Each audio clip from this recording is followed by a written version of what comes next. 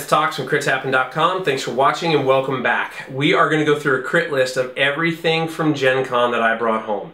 These are games I've either played, I demoed at Gen Con, both, or I've seen played. And I'm really excited about all of these. No particular order, we're going to run through because holy baby Jesus, it was insane at Gen Con. It was literally, I think they said it was something like 56,600 and change. Day one, I had a friend of mine call me, and I'm over in like the aisle of the 400s, and he calls me and he says, "Hey, where are you?" I said, "I'm over in the 400s. He goes, "I'm at booth 3012. And I'm like, "What?" I'm like, "Dude, you're in Staten Island. I'm in Queens. What are you doing? This is nuts. How is it this big?" But it was massive, insane, constant moving, and for me, it was my first time being on the other side of the table at Gen Con where I was working with Arcane Wonders. Maybe we'll talk about that a little later when we get to the Sheriff game, but I want to go through and talk about all the games that I came home with, no particular order, and just give you a rundown of each game. So let's jump in and see what we got. So first I'm going to give an honorable mention. I don't know if this was at Gen Con because I didn't make it by their booth, but this was sitting at home for me when I got home. King's Forge is a dice management game, I guess is the easiest way to say it. So honorable mention because it is really cool. You basically get all these dice. You're going to use dice and go to locations to expend your dice to get different dice and then use those dice to craft things. The first person who crafts, I think, 4 or 5 is who the winner of the game is. It's really fast, it's really easy, and I love it. We played it already with Ninja Zach, who's 9, had a great time with it. We have played it with friends already that are older, and they loved it. It's just good. It's not like, it doesn't take itself more seriously than it needs to. It does a good job. So I was really happy with King's Forge. So that's a great get off the butt, go start your list kind of game to start with. That was terrible. All right, we'll just keep moving on. So let's jump into the games that actually came home with us from Gen Con. All right, so no particular order because we have a lot of these. But let's start small. Yeah, let's start small. Lost Legacy the Starship and Lost Legacy Flying Garden. Wow, the value in these bags is amazing. If you know Love Letter, if you like Love Letter, you will love this game. Now the reason there's 2 bags is there's 2 different versions, and it's really kind of cool. So it's just like Love Letter. There's 16 cards, and that's where the similarity ends. Well, you do have the same idea of draw 1 card, play 1 card. However, the cards are very different, and they're very cool. The concept of this is not to be the person with the highest card. The concept of this is you're trying to actually find the number 5 card, the Lost Legacy. In this case, the Starship. In the Flying Garden, the Flying Garden. The idea is that in Love Letter, you ditch a card. You shuffle your cards, you throw one away, and you play with 15 cards. In this, there is 1 card that is put into the Ruins, and the Ruins could potentially hold the Lost Legacy. One of the players may get the Lost Legacy, but what you're doing is you're using the card abilities to deduce where is that Lost Legacy. Because at the end of the game, it's not about highest and lowest numbers. It is to a degree, but it's not just highest number wins. In fact, you want the opposite, because at the end of the game, there's an investigation phase. And what's going to happen is the person with the lowest number card in their hand begins the investigation phase and gets to guess where the Lost Legacy is. Now, over the course of the game, you're going to get multiple cards in the Ruins, possibly, and you're going to shuffle up their order in the Ruins. So when you guess, it's not just, oh, I think it's in the Ruins. You have to specifically guess, it's this card in the Ruins. Or I could guess that Bob has it, or Jill has it, because I know that they have it. And you're going to gain that information by playing all these cards and being able to look at each other's hands. It's the gamer's version of Love Letter, and they pull it off really well. Now, why would you have 2 different sets? Well, this is the cool thing. All of the abilities of the cards in Starship are different than the abilities of the cards in Flying Garden.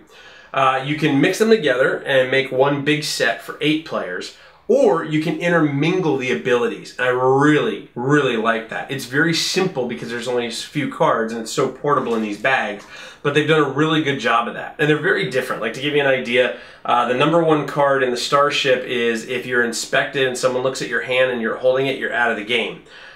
In the Flying Garden, I believe it's that if you have that card face up in your discards, then if someone knocks you out of the game, you can actually use it to get back in the game.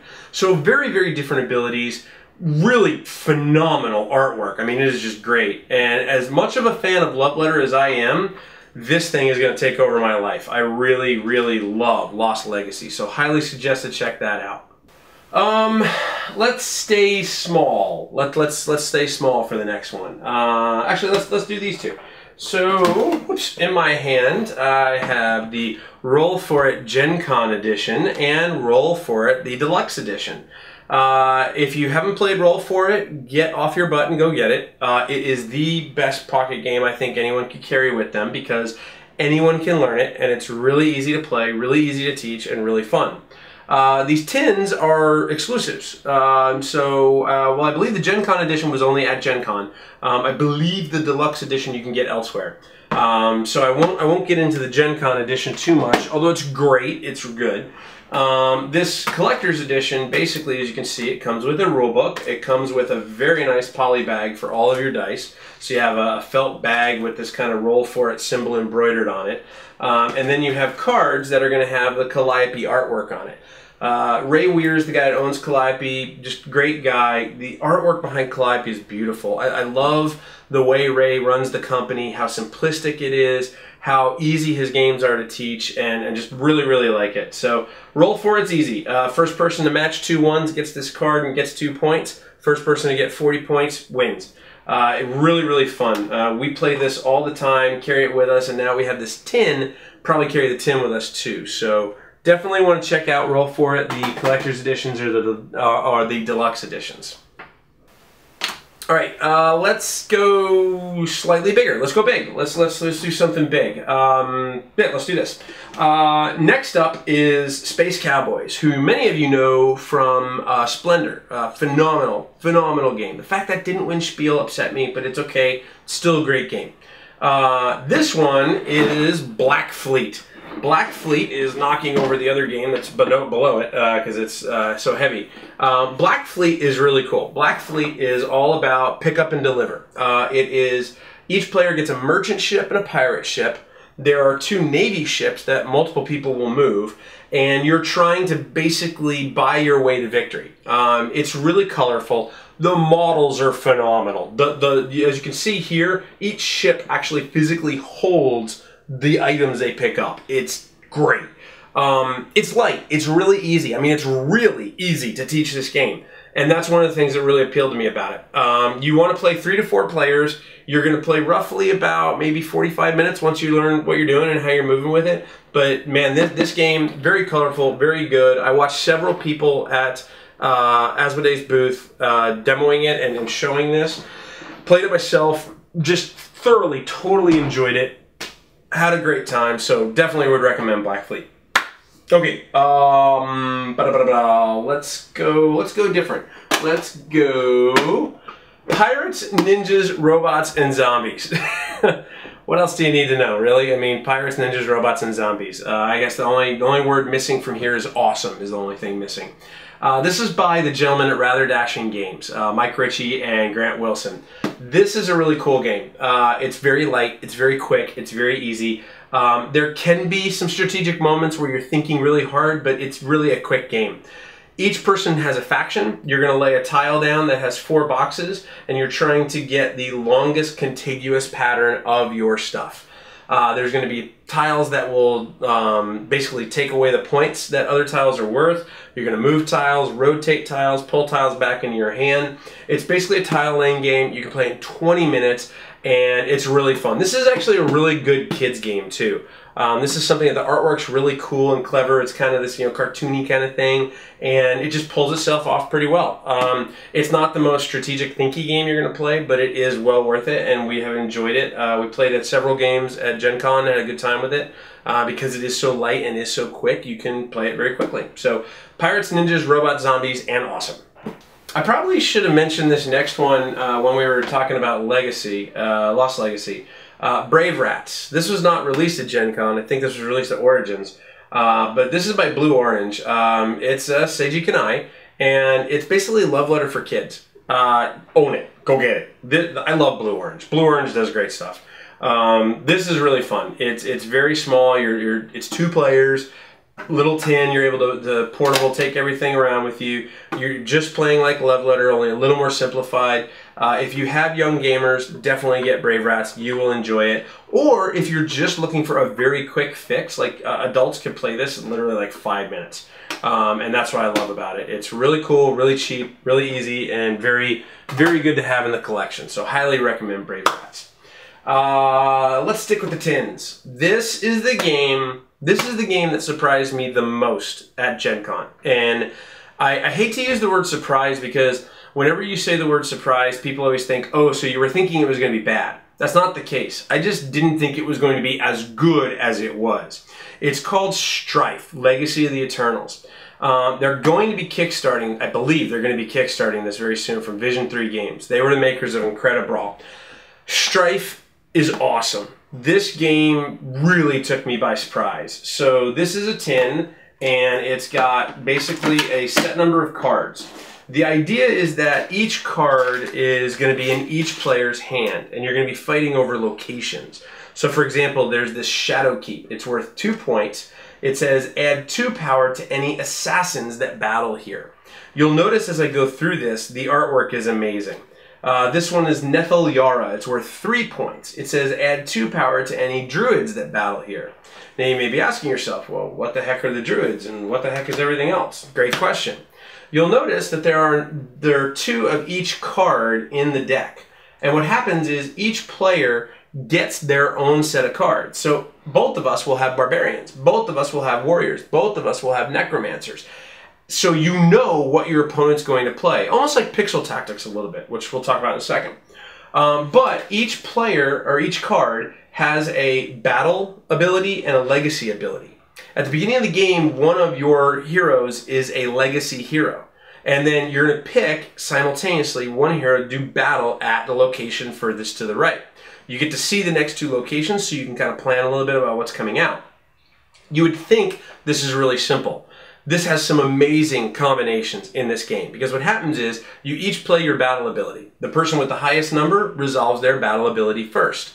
Then the person with the highest number in their legacy pile resolves their legacy ability. Once that battle is all done, the person that battled goes on top of your legacy pile and becomes your new legacy ability. So you are constantly ebb and flowing inside of the game of, I really want to win this location, but I'd rather have this guy as my legacy champion on my next round, so I'll play him now to lose this battle, get him in as my legacy champion, and then win the next battle for the next location. And there are some amazing combinations you can do. Just in the demo we did at the booth, we had like a 4-card combination between all the things that happen of one guy pulling a legacy champion out, to pull the legacy champion out, to then pull another legacy champion out. It was awesome, and really, really enjoyed it. We played this about 4 different times at Gen Con, and I loved every single game of it. So I would highly, highly recommend Strife. Strife is really, really cool. And there, again, Vision 3 Games.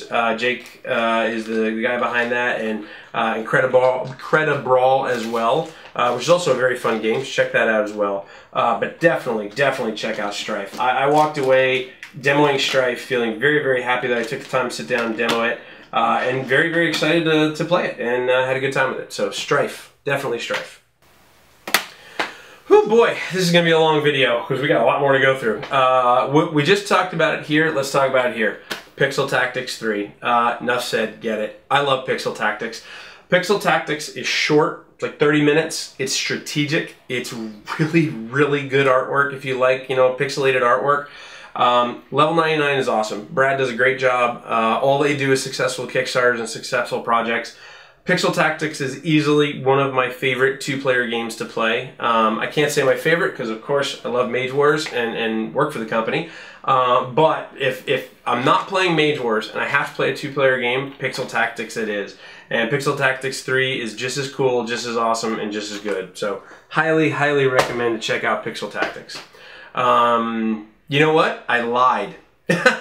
I told you guys that I have played, demoed, or watched every single game on this list, and that's not true. There is one that I didn't, and this is it. Star Wars Empire vs. Rebellion. This was a very small game designed for 2 players, which I believe is just a reskin of CIA vs. KGB. I don't know much about this, and one of our fans, Pete Sheary, came over and basically said, hey dude, love you, here, got you a copy. I haven't played it yet. It looks cool. It uses the pictures from the movie, so it looks kind of neat. It's got Boba Fett on the box. That's not bad. And CIA versus KGB wasn't bad, so we'll check it out. This one is the only one I haven't played, but it did come home with me. I apologize, Anton, Fantasy Flight, Brian, I'm sorry, but it does look cool. It does look very interesting. Okay, interesting. Let's get this out of the way right now. let's get this out of the way right now. So, Sheriff of Nottingham.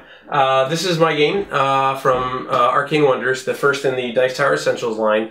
It was ridiculously popular, more so than we even expected. We sold out of all of our units on Thursday by 2 o'clock. We sold out of all of our units on Saturday by 11 o'clock. It was amazing how quick things were going, and it was all because of you guys. The response to this has been phenomenal. Everyone has really enjoyed it. It's very colorful. It is all about bluffing, all about negotiation.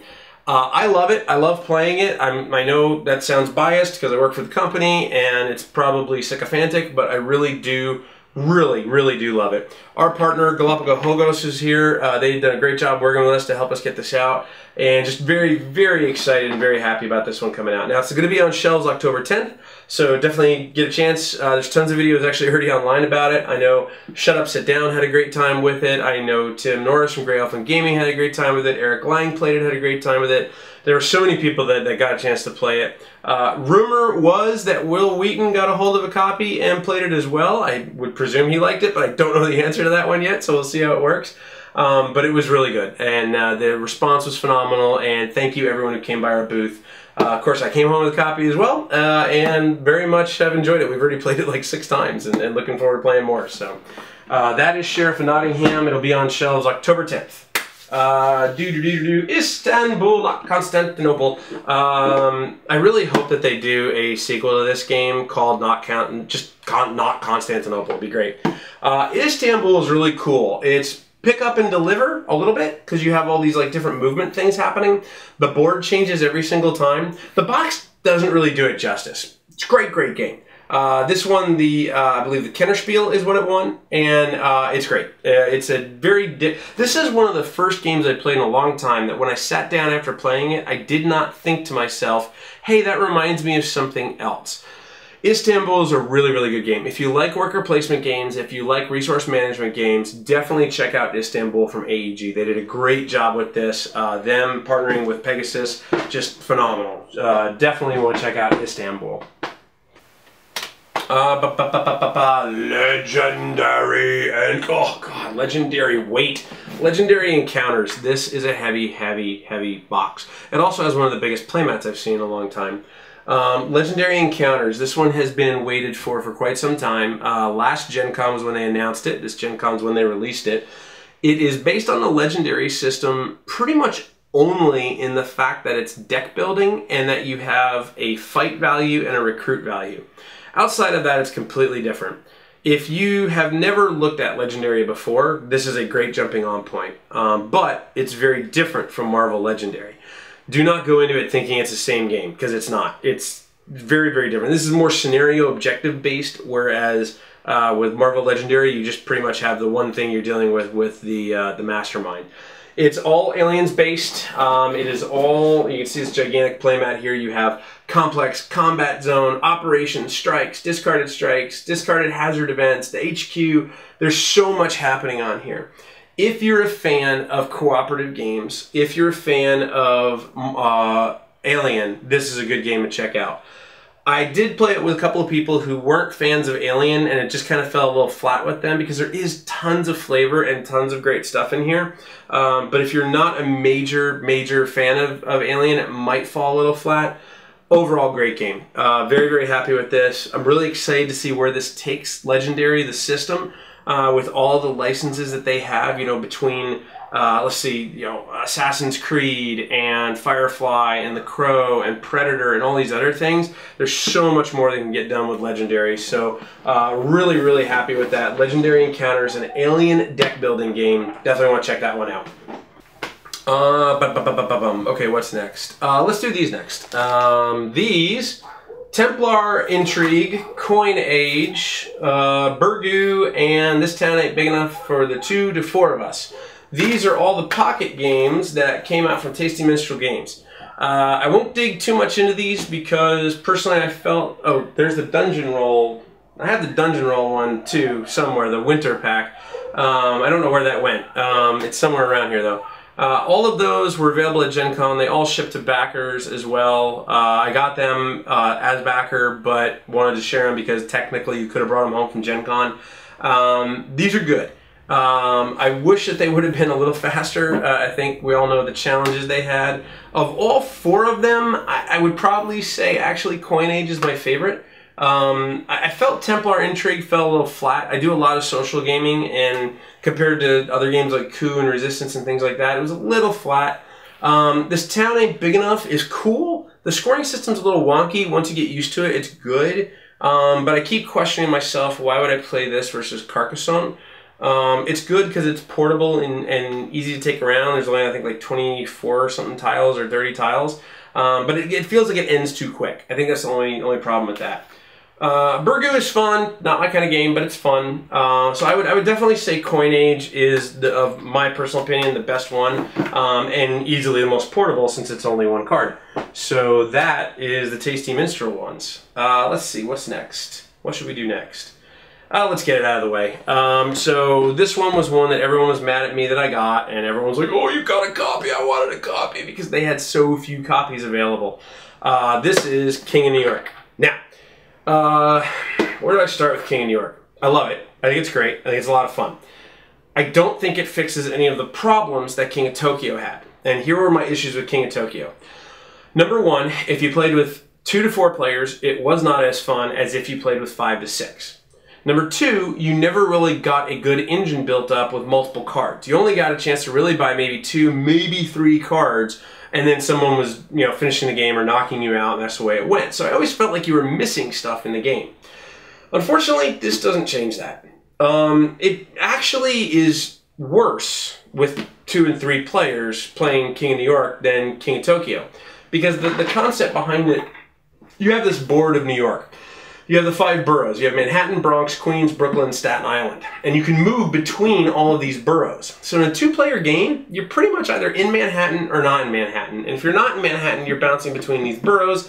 And there's really just no interaction between the 2 players. We played about 3 or 4 2-player games, and it just felt really flat. But 5 and 6, it's phenomenal. 5 and 6 players, it's great. I mean, there's a lot happening. There's all these different like buildings and units you're trying to take out, which will give you bonuses for taking them out, which I think is a really good inclusion. They have these 2 cards that are Superstar and Statue of Liberty, which add a little bit of in-game effects, which are really nice as well. The Living Statue of Liberty a little bit reminded me of Doctor Who, but the Whovians will get that. No one else will, but that's the way it is. And the idea of moving from lower Manhattan to Midtown to upper Manhattan was really cool because as you move up and stay in, you get more rewards. So that system was really good. But here's the thing. I don't feel that there's enough in this to separate it from King of Tokyo. Now, between the 2, I'd really probably prefer to own this because I really felt that King of New York provided a better experience with 5 to 6 players. But unfortunately, I just don't think it fixed some of the problems that, you know, a lot of players wanted, more ability to get cards and things like that. It's still a great game. It's still going to sell crazy. It is a great game. And if I were still giving out crits, hits, and misses, it would be on the top of the list. I still think King of Tokyo is on the top of the list. I just think that there are still some tweaks that could happen to make it even better of an experience. But overall, extremely, extremely happy with King of New York. But definitely play it with 5 or 6 players. That's the fun way to go with that one. Okay, what's next? Lords of whatever you want to call it. Lords of Exodit, Lords of Zidit. I'm calling it Lords of Exodit. I should have asked Jules or somebody at the Asmodee booth how you pronounce it. And someone feel free to correct me below. I don't care. It's fine. I'm always wrong anyway, usually. So, or at least according to YouTube. Lords of Exodit is really cool. It's much more than I thought it was going to be. There's all these like little character meeples that get placed on these discs that you then have to like defeat or combine, and there's so much going on in this game. It's actually set in the kind of same world that Seasons is, and it's really, really cool. It's very colorful. It's very in-depth. This is not a pick up and get playing. There's like 150 something miniatures in here. It's going to take you about an hour and a half, maybe 2 hours to play a game, but it is a great, rewarding experience. This game took me by surprise, much like Seasons did. I felt that it was one thing, and then seeing it in action, it's a completely different thing. There's a lot to this game. It's a very, very strategic game, but it's definitely not for the light of heart because you are going to take a little bit to get used to it and figure it all out. It's beautiful. The art is gorgeous. The gameplay and mechanics are very solid. Very, very happy with Lords of Exodus and highly, highly recommend it. So if you're looking for a really good, lengthy game night, 3 to 5 players, great option here with Lords of Exodus. Asmodee put it out. Libelad, I think, is the name of the company that produced it, and just really good job. Okay, we're down to 5, and I don't have the other box in here with me. I know why. All right, I don't have one box in here. I will go get it. I will be right back. Okay. All right, I'm back. Okay, giant, huge box, Pathfinder Skull and Shackles.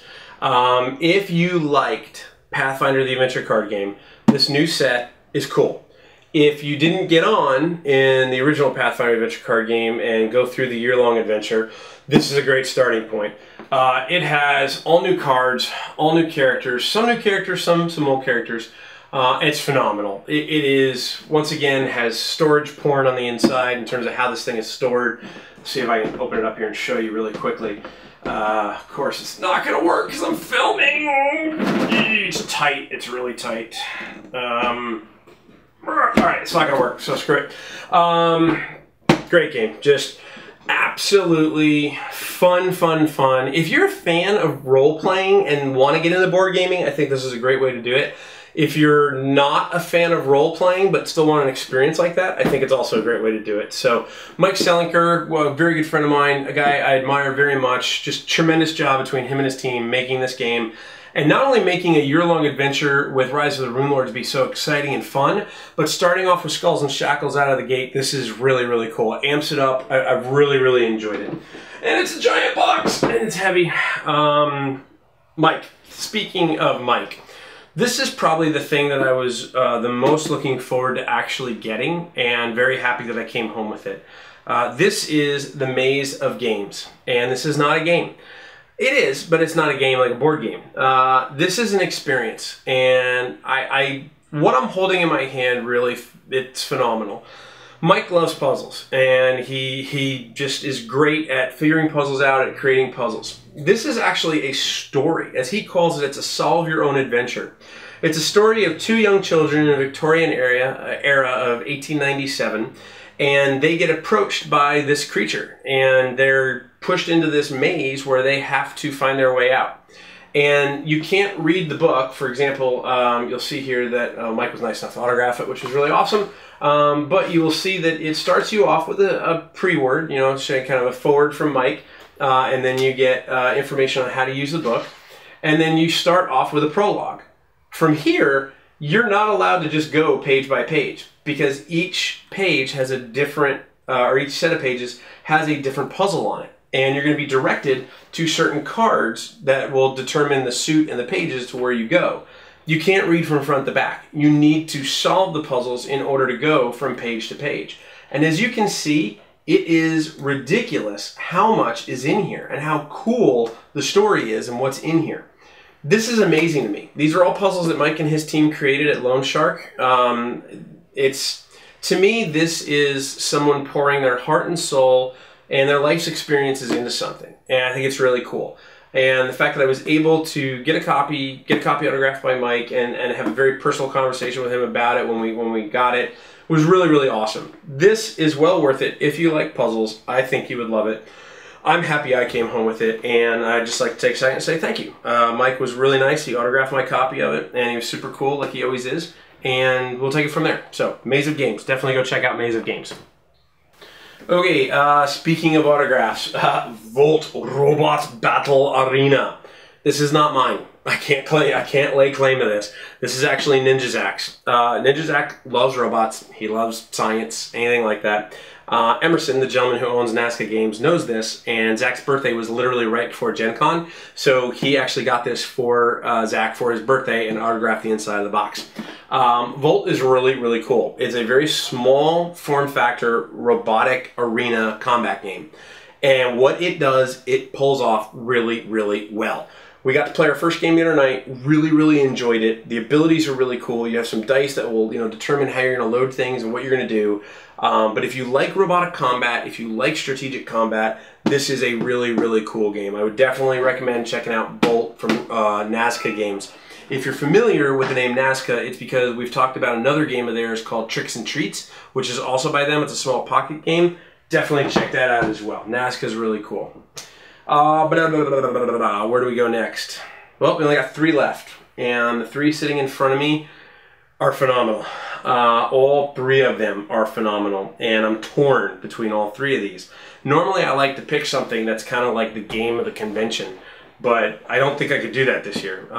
Between as much fun as I had personally with Sheriff of Nottingham, as much fun as I had with the 3 games that are in front of me, I don't know if there is one game that's the game of the convention.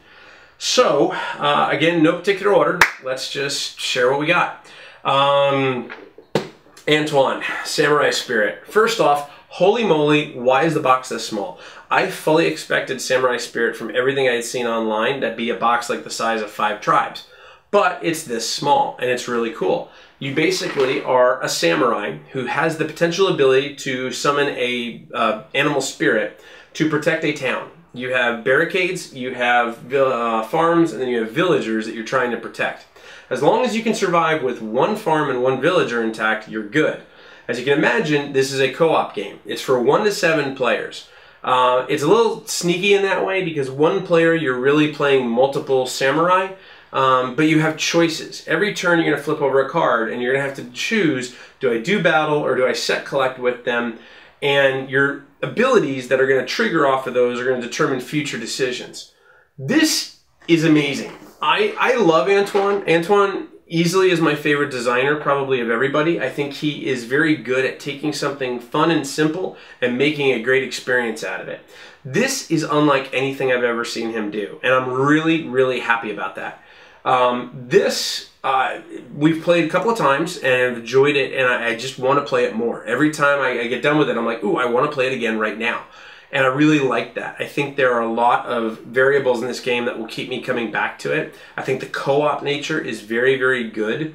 There could potentially be the alpha player syndrome, but I think any co-op game has that concern. The artwork's phenomenal, and I think the fact that it's so different from anything Antoine has done in the past really, really set this one apart and made it a really, really good gem. So if you didn't get it at Gen Con, look for it. It's phenomenal. I highly suggest it. Next. That's kind of funny. The last 2 that I have here, well, there's a theme between them. So let's go through it this way. So, 5 tribes! So, this was one of the more talked about ones going into the convention, and I can totally understand why. If you've seen 5 tribes, if you have seen the back of the box with all this stuff happening, it's nowhere near as complex as you think it is. It's actually ridiculously easy to learn. It's very simple to teach, and the winning conditions are phenomenal. The way this game pulls itself together is so flipping cool. The theme, the art, the meeples, everything about this game screams, pull me off the shelf and play me. I was very tentative about this because I really was looking forward to Relic Runners last year, and Relic Runners fell flat. So I was very concerned. Bruno, his name is attached to this, Bruno Cathala, and I was very excited about that because he is another one of my favorite designers. This game is great. Period. End of discussion. Love playing it. We'll play it almost anytime I get the chance to. Highly recommend 5 Tribes. This game is super cool. Basically, the idea is you're going to pick up meeples on 1 tile. You drop them off on other tiles as you move throughout this area, and you have to finish by placing a meeple onto a tile of the same color meeple that's on there. So for example, if I picked up this one meeple right here, this one white meeple, the only place I could go with him is here because there's another white meeple there, and that's where I would land. I would then take those meeples, I would get abilities from them and be able to use them. So The mechanics are phenomenal. It sounds confusing, but I'm telling you, one read through the rule book and you're ready to go. We were playing this game in literally like 10 minutes, and I loved that because it looked daunting and it looked really big, and it is physically really big, but it plays really, really quick, really, really easy. Probably about an hour, I would say, maybe an hour and a half with 4 players, but probably about an hour. And we really had a lot of fun with this. So 5 Tribes is great. Great, great, great, great, great. Great, great, great, great. Okay, last up, man, I was hoping to make this a short video, and it probably wasn't because I brought home way too much, but it is what it is. Next up and last up, this is the game I played the most of at the convention, Abyss. This is also Bruno Cathala and Charles Chevalier. These guys are great. If you haven't played any of their games before in the past, just go to Board Game Geek and look up either one of them. Tons of games together, and they're all really good. But Abyss is easily one of the most beautiful games I've played, one of the most elegant games I've played, and I really, really, really enjoyed this game. If I had a gun in my head and somebody said, pick any game other than Sheriff of Nottingham that was your game of the convention, this would be it. This game is beautiful, and it's extremely simple. You basically have 5 different factions of allies. There's, let's see, jellyfish, crabs, seahorses, shellfish, and squids. They're all numbered 1 to 5. You're going to explore up here to potentially acquire them. Anything you don't acquire gets sent to the council. Then on future turns, people could take an action to take something from the council, which could net them multiple cards. You're going to then use those cards in your hand to draft lords. The lords are going to have different abilities. Now there's 6 factions of lords. There's 5 that go with each of the 5 allies, and then a 6th that's kind of a wild card. They all have amazingly cool abilities. But here's the interesting thing. As you're fighting monsters, as you're acquiring cards, as you're exploring throughout the game, you're going to draft lords and obtain things outside of the lords that give you keys. Once you get 3 keys, you're going to lock a location. And as you can see from the picture here, you have lords underneath locations. Once they get locked, you lose their abilities. So you're set collecting to set collect to draft lords, but you can only build an engine so big before you have the potential to lose some of that engine and being locked under these locations. The locations are great because the locations give you a lot of points. There's some that can give you between like 12 to 20 points. But there is that mechanic and that brain burn of, okay, when do I want to draft these guys? Do I want to draft them now, or do I want to wait till later so I can use this ability for 1 or 2 more turns? And just phenomenally pulled off. There's also the currency of these little pearls, which is really cool. You get like actual like pearls, not real pearl, plastic pearls. What this game does is very familiar, and it does it in a way that makes it extremely fun.